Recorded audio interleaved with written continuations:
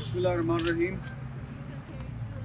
हम सब इस जगह पर अपने बहुत से सहाफ़ी साथियों की शहादत पर मुज़ाहरे कर चुके हैं।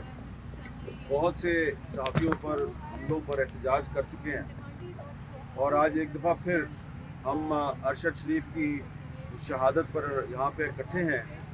अभी कल ही की बात है, लाहौर में आसमा जहांगीर कॉन्फ्रेंस थी और वहाँ पर मैं बार बार अरशद शरीफ का नाम ले रहा था और ये कह रहा था कि उन पर जो बेबुनियाद और झूठे मुकदमात बनाए गए हैं वो ख़त्म किए जाएं। तो वहाँ पर कुछ जो फॉरेन डिप्लोमेट्स थे और जो मेहमान थे, तो उन्होंने मुझे पूछा कि ये मैंने 2-3 लोगों का नाम लिया था, अरशद शरीफ का भी नाम लिया था, साबिर शाकिर का भी नाम लिया था, इमरान रियाज का भी नाम लिया था। तो मुझे पूछ रहे थे कि इनके बारे में ये क्यों चले गए पाकिस्तान से, अरशद शरीफ साहब, साबिर शाकिर साहब क्यों चले गए। तो मैंने उनको बताया कि इन पे बहुत से मुकदमात दर्ज हो गए थे, इसलिए वो चले गए। अभी मैं एक और कॉन्फ्रेंस से आ रहा हूँ, तो वहाँ पर मुझे एक हमारे सीनियर साथी हैं, कुलीग, वो मुझे पूछते हैं कि जी अरशद शरीफ कीनिया क्या करने गया था। मैंने कहा यार आप मुझे बताएं कि अगर पाकिस्तान में आप पर मुकदमे कायम हो जाएं, आपको थ्रेट किए जाएं, आप चीफ जस्टिस ऑफ पाकिस्तान को ख़त लिखने पर मजबूर हो जाएं कि आपकी जान को ख़तरा है और आप किसी और मुल्क में चले जाएं, आप यूएई में जाएं, फिर वहाँ से भी आपको डराया धमकाया जाए, तो आप कहाँ जाएंगे। तो मैंने काफ़ी सारे लोगों से पता किया, तो आपको भी मैं ये बताना चाहता हूँ कि कीनिया जो है वो दुनिया के उन चंद ममालिक में से एक है जहाँ पे अगर पाकिस्तानी पासपोर्ट आपके पास हो तो आपको फ्री एंट्री मिल जाती है। वहाँ पे इतना वीज़े की रिस्ट्रिक्शन नहीं है। तो इसलिए अरशद शरीफ साहब जो हैं वो कीनिया गए थे। अब जहाँ तक कीनिया की पुलिस ने जो मौक़िफ़ इख्तियार किया है, तो वो कीनिया की पुलिस का जो मौक़िफ़ है और जो उन्होंने अभी थोड़ी देर पहले एक बाकायदा प्रेस रिलीज़ भी जारी किया है और उनकी हुकूमत के तर्जुमान की तरफ से बाकायदा एक बयान भी जारी किया गया जो वहाँ के मीडिया पे नशर हुआ है।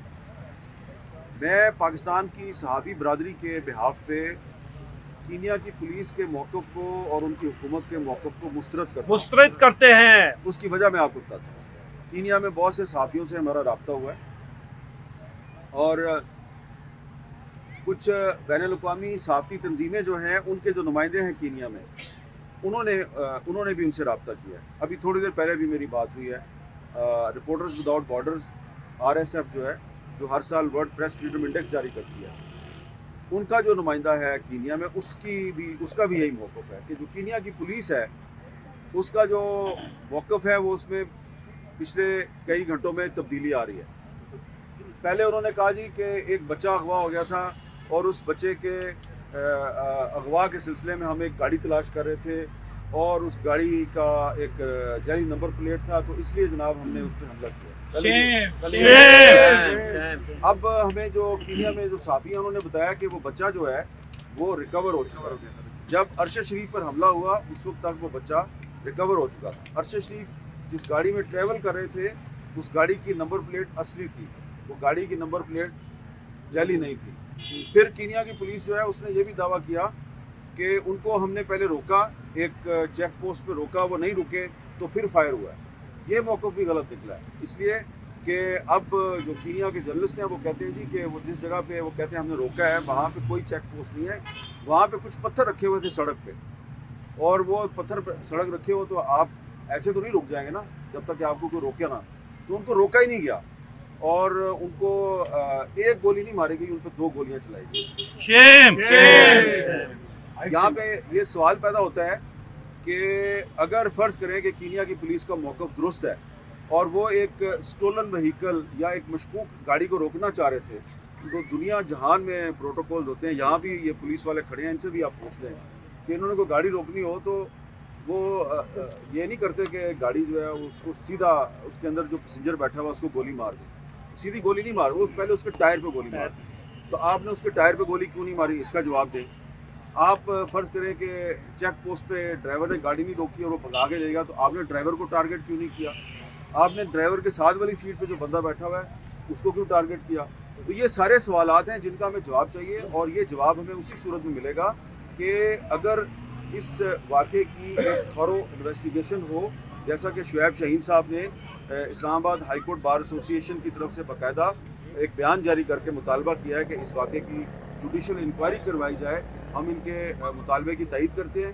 اس معاملے کی ایک جوڈیشل انکوائری ہونی چاہیے اور وہ انکوائری چلتی رہے گی. میرے پہ جب حملہ ہوا تھا تو اس پہ بھی سپریم کورٹ کے 3 ججوں کا ایک انکوائری کمیشن بنا تھا, اس کی رپورٹ آج تک نہیں آئی, لیکن پھر بھی ہم مطالبہ کرتے ہیں کہ ایک جوڈیشل کمیشن اس پہ بنایا جائے. ایک بات اور میں آپ کو بتانا چاہتا ہوں کہ اگر کوئی یہ سمجھتا ہے کہ یہ 2-3 دن تک ہنگامہ ہوگا, کچھ مظاہرے ہوں گے, مطالبے ہوں گے, قراردادیں پاس ہوگی, معاملہ ختم ہو جائے گا, یہ میں آپ کو بتا دوں اس معاملے میں ایسا نہیں ہوگا انشاءاللہ. کہ پچھلے 2-3 گھنٹے میں کچھ ایسی ڈیولپمنٹس ہوئی ہیں کہ کچھ جو انٹرنیشنل میڈیا باڈیز ہیں انہوں نے ایک جوائنٹ فیکٹ فائنڈنگ کمیٹی بنانے کے بارے میں غور کرنا نہیں شروع کیا, انہوں نے بنا بھی دیا.